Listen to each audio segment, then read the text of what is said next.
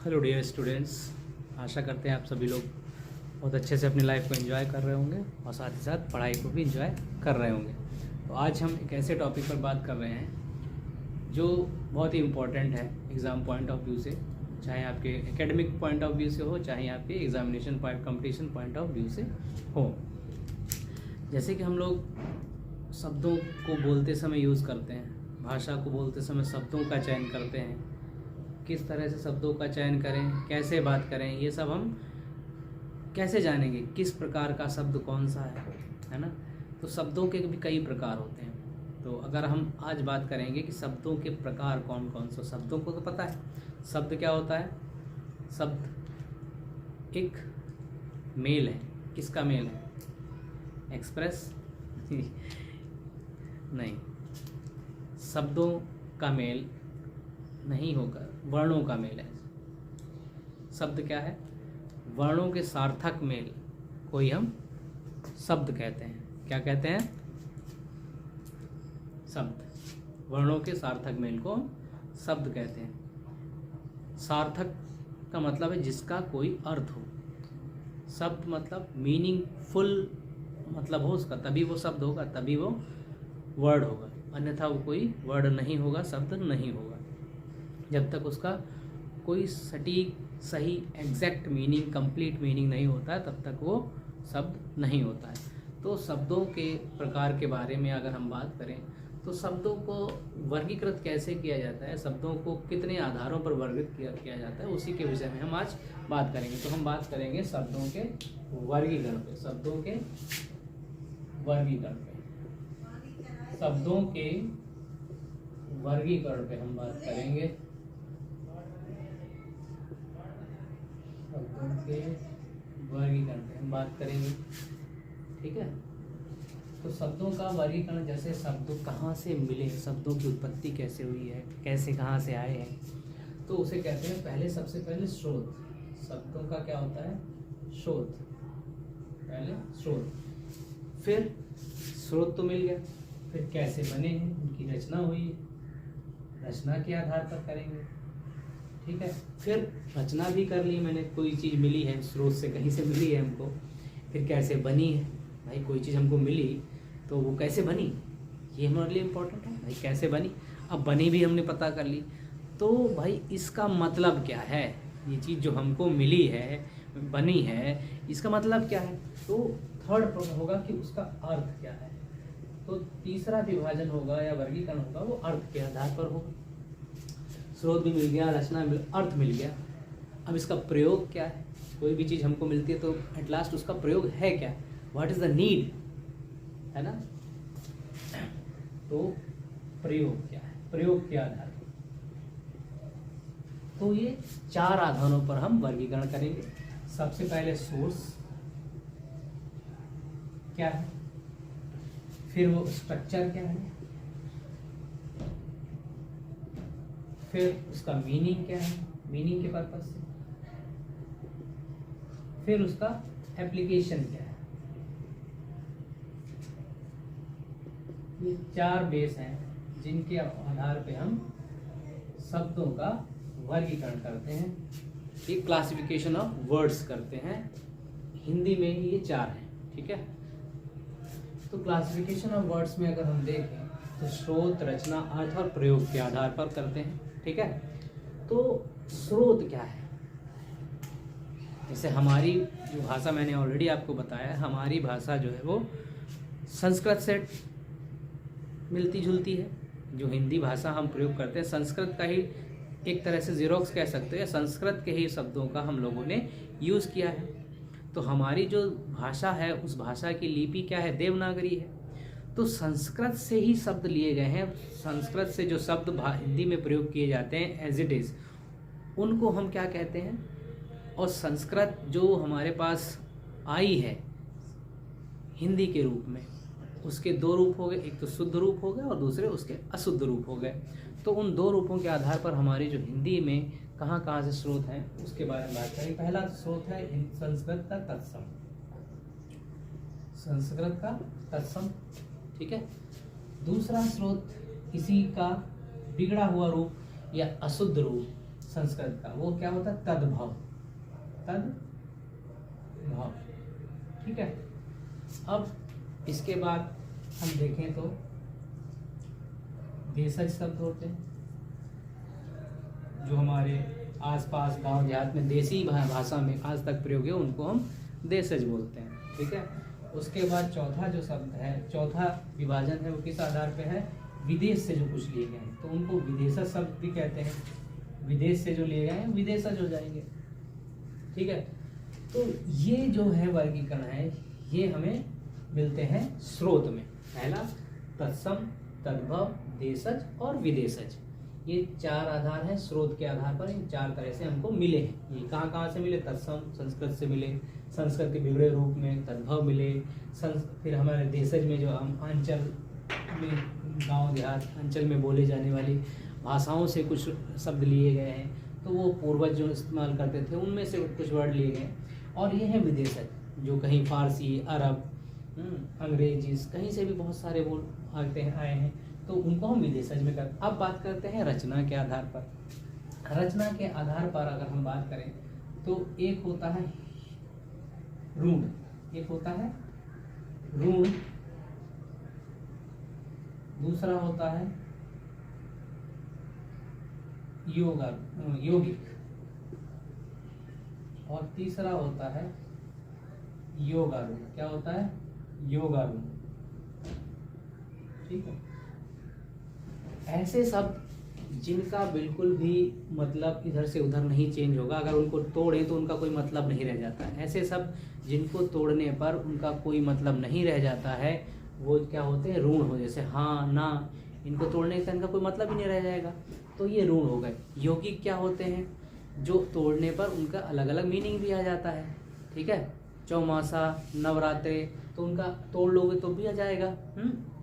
तो वो यौगिक में हो गए। अब बात करते हैं योगारूढ़ क्या होते हैं। योगारूढ़ क्या होते हैं? ओह, इस तरह के वर्ड क्या हुआ, तो ये योगारूढ़ में आ जाता है, जिनका अपने आप में क्या होता है? मतलब तो होता है। ठीक है। फिर अब हम अर्थ के आधार पर बात करते हैं। तो ये अर्थ के आधार पर अगर हम बात करें तो हम क्या यूज़ करते हैं? पर्यायवाची यूज़ करते हैं। सुना होगा ना, पर्यायवाची अर्थ के आधार पर। फिर अनेकार्थी शब्द, है ना। फिर तुमने सुना होगा समानार्थी शब्द। फिर हमने सुना होगा समश्रुति भिन्नार्थक शब्द, समश्रुति भिन्नार्थक शब्द, समश्रुति भिन्नार्थक शब्द। ठीक। फिर पांचवा हमने क्या किया है? वाक्यांश के लिए एक शब्द,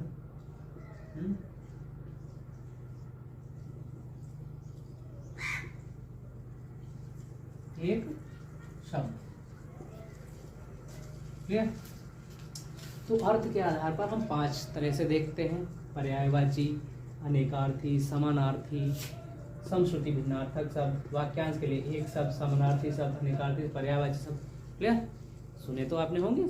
तो अब मैं ये है कहाँ से? ये अर्थ के आधार पर शब्दों का विभाजन है। अब एप्लीकेशन के आधार पर देखते हैं। एप्लीकेशन के आधार पर कैसे होगा बताइए।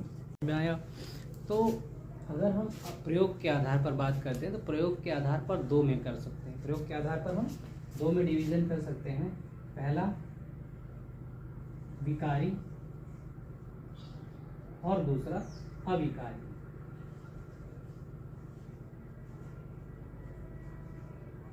ठीक है।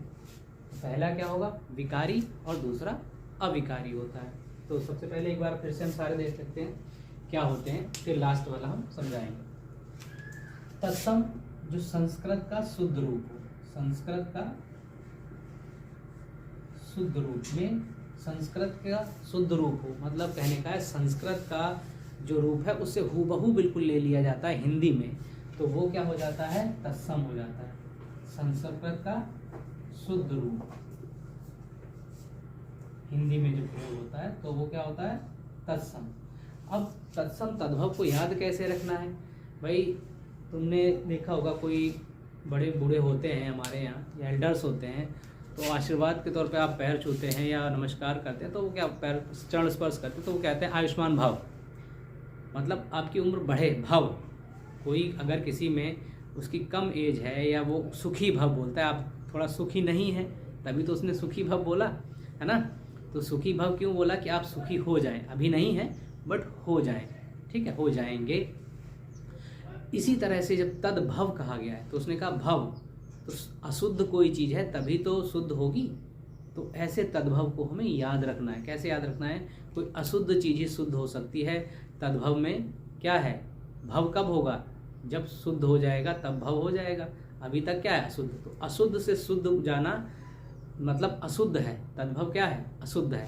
और जब तद्भव अशुद्ध हो गया तो तत्सम, ऐसी बात है, तुमको याद रहेगा कि वो शुद्ध रूप है। ठीक है, तो ये अशुद्ध रूप है। संस्कृत का बिगड़ा रूप क्या होता है? अशुद्ध। ठीक है, देशज जो हमारी आम भाषा में प्रयोग होते हैं, विदेशज जो बाहर से लिए गए हैं। ठीक है, ऋण क्या होता है? ऐसे शब्द जिनको आप तोड़ नहीं सकते हैं, वो ऋण होता है। अगर तोड़ेंगे तो उनका मतलब बिल्कुल नहीं रह जाएगा, वो ऋण होते हैं। ठीक है, हाँ ना। ठीक है, यौगिक, यौगिक का मतलब होता है जुड़ा हुआ, जिनको अगर जैसे मैंने कहा नवरात्र, तो वहाँ पर नव है और रात भी, ये दोनों का मतलब है। तो ऐसे विद्यार्थी, विद्या प्लस अर्थी, विद्या को चाहने वाला, तो यौगिक हो गया। योगारूढ़ क्या होते हैं? जिसमें अगर आप, जैसे मैंने लिया एग्जाम्पल 4 पाई, क्या लिया? 4 पाई, 4 पाई लिया। अब इसमें 4 का अर्थ है, पाई का भी अर्थ है, लेकिन ये अर्थ ना लेके हम कोई तीसरा अर्थ लेते हैं। ये लिया लेते हैं हम खाट। क्या ले लिया इसका? खाट। 4 पैर नहीं लिया हमने, या 4 मात्राएं नहीं ली, 4 पाई ले ले, पाई मात्रा वाला 4 पाई नहीं, हमने इसका मतलब क्या? तीसरा ले लिया। तो ऐसे शब्द जिनका जो लिखा है उसके अलावा कहीं तीसरा इस्तेमाल किया जाता है, वहाँ वो ना लेके कहीं दूसरा मतलब लिया जाता है, तो वो कैसे कहलाते हैं? योगारूढ़ कहलाते हैं। क्या कहलाते हैं? जैसे चौमासा हो गया। अब बरसात ले लेते हैं, होता क्या वैसे 4 मास होना चाहिए, लेकिन चौमासा लग गया, क्या कहते हैं? चौमासे लग गए, है ना, तो क्या हो जाता है? बरसात हो जाता है। तो इस तरह के शब्दों को हम क्या कहते हैं? योगारूढ़ कहते हैं, जिनका मतलब अन्यंत्र कहीं लिया जाता है। जैसे हम लोग किस में पढ़ते हैं? सब समास में भी ये चीज़ पढ़ते हैं, बहुब्री समास में। वहाँ जो लिखा होता है उसका मतलब ना लेके कहीं तीसरा मतलब ले, जैसे पीताम्बर, तो पीताम्बर का मतलब हम लोग क्या लेते हैं बहुब्री समास के अकॉर्डिंग? भगवान विष्णु जी का ले लेते हैं। तो ऐसे यहाँ भी कोई तीसरा अर्थ लिया जाता है तो वो योगारूढ़ हो जाता है। क्या हो जाता है? योगारूढ़ हो जाता है। अब यहाँ पर पर्यायवाची जानते हैं। जैसे मैंने कहा, किसी भी चीज़ को कई नामों से आप बुलाते हैं। जैसे कद्दू को कहीं कहीं लौका बुला लेते हैं, है ना, लौका बुला लेते हैं। कहीं कहीं कद्दू को हम लोग सीताफल बुला लेते हैं, कहीं कहीं गंगा फल भी बुला लेते हैं। तो इस तरह से कद्दू के भी कई नाम हैं। ठीक है, तो ऐसे इनको पर्यायवाची कहते हैं। जैसे सूर्य को हम लोग सूरज बुला लेते हैं, अग्नि को आग बुला लेते हैं। ठीक है, तो ये बात पर्यायवाची हो गई। जहाँ एक ही चीज़ के अलग अलग नाम हो जाए, वही अलग अलग नाम क्या होते हैं? उस दी हुई वस्तु या व्यक्ति के पर्यायवाची हो जाते हैं। अब अनेकार्थी का मतलब क्या होता है? अनेकार्थी का मतलब भी वही है, सिमिलर है। ठीक है, अनेक अर्थ मतलब उसके अलग अलग अर्थ में मतलब बन जाए, उसी शब्द में अलग अलग अर्थ हो जाए। ठीक है, समानार्थी शब्द जिनका एक ही मतलब हो। ठीक है, जैसे हम वर्ड मीनिंग में बात करते हैं। समश्रुति भिन्नार्थक शब्द, जैसे अंश बोला, अंश अंग और शा होता है, एक अंश होता है। जैसे हम भाग कहते हैं, एक अंश होता है तौलने वाला। तो दोनों में समश्रुति हो जाती है, बोलते में समय उनमें सेम आता है बोलना। वाक्यांश के लिए एक शब्द, ये तो सभी को पता है, word substitution for a word. ठीक है, फिर विकारी। अब बात करते हैं क्या होता है विकारी और अविकारी। ठीक है, अब जिसमें विकारी है और एक अविकारी। जैसे अविकारी का मतलब हो जिसमें कोई विकारी ना उत्पन्न हो। विकार का मतलब क्या होता है? किसी में विकार हो जाना, मतलब उसमें कुछ बदलाव होना, चेंजेस हो जाना, उसमें अशुद्धि हो जाना या शुद्धि हो जाना, मतलब उसमें बदलाव होना ही क्या होता है? विकार होता है। तो यहाँ विकारी का मतलब क्या है? ऐसे शब्द जिनमें प्रयोग के आधार पर बदलाव हो जाए, वो विकारी हो गए। जैसे मैंने लड़का ले लिया, लड़का गेंद खेलता है, एक लड़का था तो लड़का यूज़ कर लिया हमने, एक था तो लड़का यूज़ कर लिया। भाई 4-5 होते तो लड़के गेंद खेलते हैं, लड़के फुटबॉल खेलते हैं, तो बदलाव हुआ ना। लड़का से क्या हो गया, लड़के हो गए। एक वचन, बहुवचन, ये सारे विकारी में आ जाते हैं। जिनके प्लूरल्स बन जाए वो सारे क्या हैं, विकारी हैं। ठीक है। और जिनमें बदलाव नहीं हो सकता है, विकार का मतलब क्या है, बदलाव, और जिनमें बदलाव नहीं हो सकता है वो अविकारी। तो विकारी वाले क्या होते हैं, जिनमें बदलाव संभव हो या जिनमें बदलाव हो जाता है वो क्या होते हैं, विकारी। और जिनमें बदलाव ना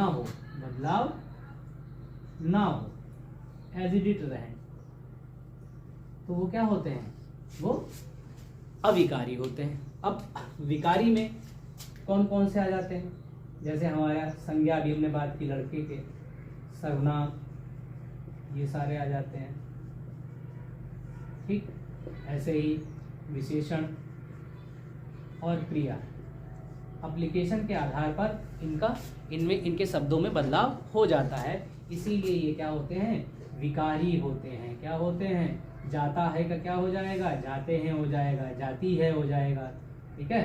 तो इनमें क्या होता है, विकार हो जाता है, इनमें बदलाव हो जाता है प्रयोग के आधार पर, लेकिन अविकारी में प्रयोग करने पर कोई चेंजेस नहीं होता है। जैसे कि हम प्रीपोजिशन की बात करते हैं, इन, ऑन या मे, पर, के लिए, कोली, इनमें कोई बदलाव नहीं होता है, ये एज इट इज़ रहते हैं, चाहे 10 के साथ ही हो। मैंने कहा वह मेरे लिए किताब लाया, वह मेरे लिए किताब लाया। फिर बोलूं वह हम सबके लिए किताब लाया, तो लिए तो सेम ही रहा ना, तो के लिए सेम रहता है, तो इसीलिए वहाँ कोई बदलाव नहीं होता है। तो ये शब्द क्या कहलाते हैं, अविकारी शब्द कहलाते हैं। ठीक है। जैसे क्रिया समुच्चय बोधक, ठीक है, क्रिया विशेषण जिसे कहते हैं, रो रो कर बुरा हाल हो गया, क्रिया विशेषण हो गया। कैसा हाल हो गया, एडवर्ब जिन्हें कहते हैं, तो उनमें क्या होते हैं, अविकारी होते हैं, उनमें कोई चेंजेस नहीं होता है। क्रिया विशेषण,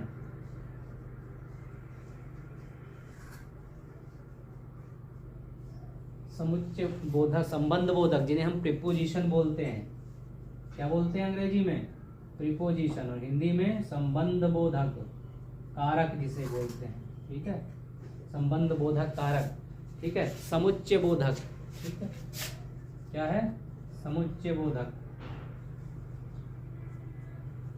और last but not the least is विस्मय बोधक, एक्सक्लेमेटरी, विस्मय बोधक। क्या हो गया, विस्मय बोधक। ठीक है। तो यहाँ पर अभी शायद मैंने यहाँ कहीं बोल दिया था ओ अरे, लेकिन वो यहाँ होगा। ठीक है, extremely sorry for that, but ये आपको याद रखना है कि कहाँ पर क्या होता है। ठीक है। जैसे विकारी का मतलब ही क्या हो गया, जिसमें बदलाव हो जाए, विकार हो जाए। विकार का मतलब ही होता है बदलाव होना। ठीक है, विकार का मतलब क्या होता है, बदलाव हो जाना। अविकारी का मतलब होता है जिसमें बदलाव ना संभव हो या जिसमें होता ही नहीं है। जैसे तो ये 4 पार्ट्स हैं विकारी के जिनमें बदलाव हो जाता है, संज्ञा, सर्वनाम, विशेषण, क्रिया। प्रयोग करते ही इनमें बदलाव होता है, प्रयोग करेंगे तो बदलाव हो जाता है। जैसा वाक्य बनेगा वैसे ही इनमें बदलाव हो जाएगा शब्दों में।